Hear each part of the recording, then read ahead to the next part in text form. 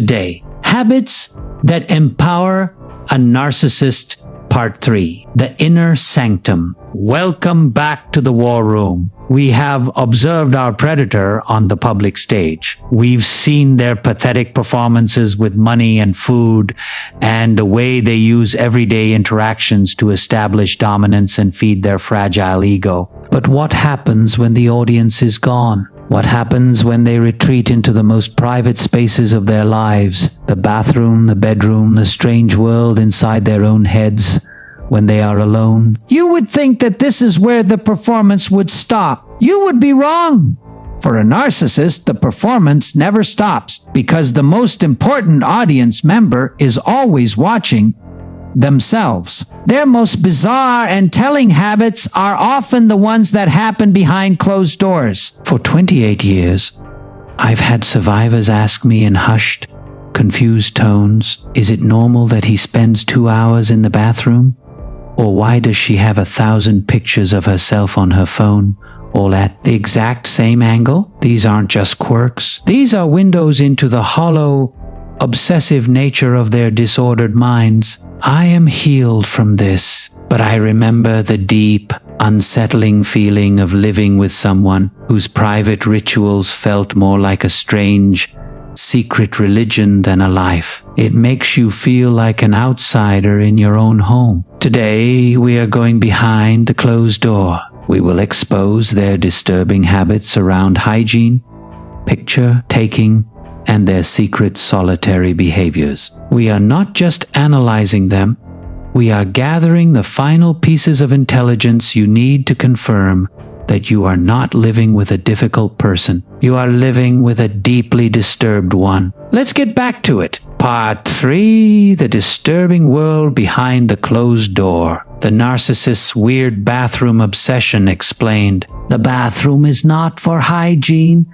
It is their escape hatch and command center. Let's talk about the bathroom. For a normal person, it is a utility room. For a narcissist, it is so much more. It is their throne room, their secret bunker, their command center, and their ultimate escape hatch from the unbearable demands of human connection. Have you ever wondered why they spend an absurd amount of time locked in there? Reason 1, the escape. The second, a conversation gets too intimate, too demanding, or requires them to be accountable. Watch them suddenly need to use the bathroom. It is their get out of jail free card. They use it to abruptly end any interaction they can't control. It's not a biological need, it's a strategic retreat. Reason 2, the command center. That locked door is where they manage their secret life. It is where they text their other sources of supply. It is where they scroll through social media, soaking in admiration without you looking over their shoulder. The toilet is their office chair for the business of ego stroking. Reason 3, the worship chamber.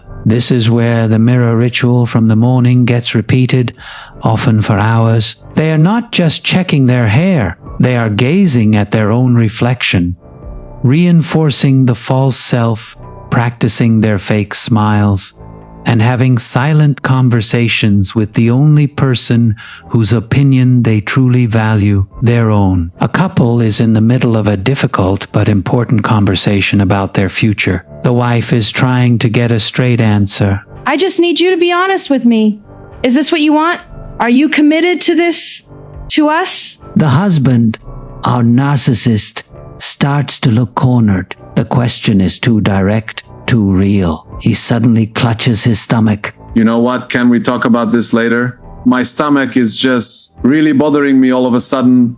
I need to use the bathroom. I'll be right back. The wife sighs. She knows what this is. You always do this. Whenever things get hard, you suddenly have to go to the bathroom. He turns on her, his face a mask of wounded indignation. Are you serious? I am in physical pain here, and you are accusing me of something. Unbelievable. You have no empathy at all. He's not in pain. He's running from intimacy. The bathroom is their fortress of solitude, where they are safe from the terrifying demands of a real relationship. It's not about their digestion. It is about their desperate need to escape any reality they cannot completely control. Now, let's talk about hygiene rituals or lack thereof inside that fortress.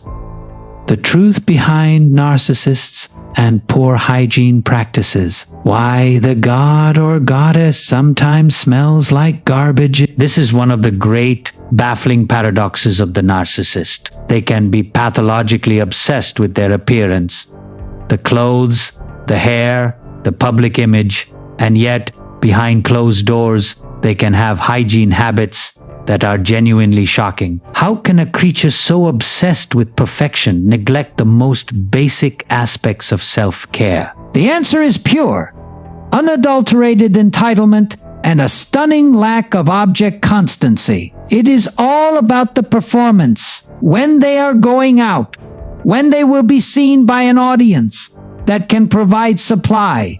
They will preen and groom for hours. They are preparing the costume for the show. But when they are home, when the only audience is you, you don't count. You are the furniture. You are the background. Why shower for the furniture? Why brush their teeth for the wallpaper? In their mind, the effort is simply not required because your opinion, your comfort, and your sensory experience are utterly irrelevant. Their lack of hygiene when they're alone with you is a profound, unspoken statement of your worth in their eyes. 0. A wife has been pleading with her husband to simply shower before bed.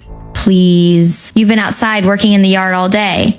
Can you just take a quick shower before you get into our clean sheets? The husband scoffs, as if she has just made the most ridiculous request in human history. Are you kidding me? I am exhausted. I am just going to sleep. I'll shower in the morning before work. What is the big deal? She flinches, feeling both dismissed and disgusted. It's the big deal because I have to sleep next to you. It is just a matter of basic respect. Now he is the victim. How dare she demand such a thing from him, the tired, hard-working man? Respect? I work my ass off all day, and you are complaining that I am too tired to take a shower you think I need. Unbelievable. You are the most selfish person I have ever met. Their lack of basic hygiene is not laziness. It is the ultimate statement of their contempt. It says, your comfort does not matter. Your senses do not matter.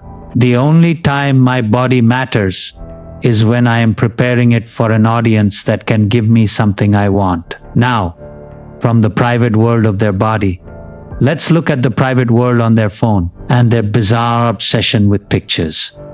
The peculiar picture-taking habits of a narcissist. Their camera roll is not a photo album, it's a shrine. A normal person's phone has pictures of their friends, their family, their pets, beautiful landscapes. A narcissist's phone is a terrifying digital shrine to themselves. Their picture-taking habits are not about capturing memories. They are about curating a myth. Habit 1, the endless barrage of selfies, and not just selfies. It's hundreds of the same selfie, taken over and over from the exact same flattering angle, with the exact same dead-eyed smirk. They are not capturing a moment of joy. They are manufacturing a perfect image, an avatar of the false self that they can then worship and present to the world for adoration. Habit 2, you are a prop. When they do take pictures with you, watch them. You are rarely the focus. You are an accessory. Your arm is around them to show they are loved. You are standing next to them at a fancy event to show they are successful. Look closely at the photos later. Are you both looking at the camera? Or are you looking at them while they are looking at the camera? A perfect performance of a happy couple for an audience that isn't even there. Habit 3, the deletion of reality. This is the most chilling one. Narcissists will often secretly delete pictures of you, especially from shared devices or social media. Or they will crop you out of photos. Why? Because you are a liability. A relationship with you ties them down. It clutters up their brand by erasing your image. they are practicing for your eventual erasure from their life. They are ensuring their digital life looks single, available, and all about them. A man is scrolling through pictures from their recent vacation on his girlfriend's phone. Hey, where's that picture of us at the waterfall? That was a really great one of you. I wanted to frame it. His narcissistic girlfriend tenses up. She snatches the phone from his hand. Oh, that one. I think the lighting was bad. I probably deleted it. Don't worry, there are plenty of other good ones of me. Look at this one. The man feels a cold knot form in his stomach. The lighting was perfect. I love that picture.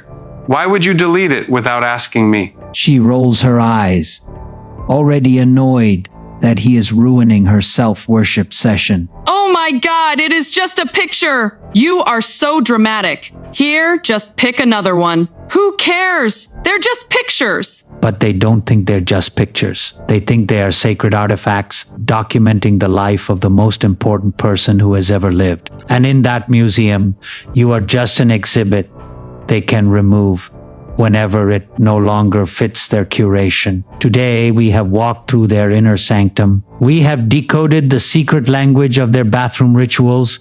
We have faced the disgusting truth of their situational hygiene, and we have opened the digital shrine of their photo album. The evidence is overwhelming. You are not living with a person who has some quirky habits. You are living with a creature whose entire existence, public and private, is dedicated to the desperate, unending maintenance of a fragile, false self. In part 4, we will dive into their bizarre sleeping habits and the most disturbing topic of all, what they do when they are truly, completely alone. If you've been made to feel like you're the crazy one for questioning these strange behaviors, I need you to hear me. Your intuition is not a malfunction. It is a finely tuned predator detection system, and it has been screaming at you for a long, long time. My purpose is to give you the data to back up that intuition. This is why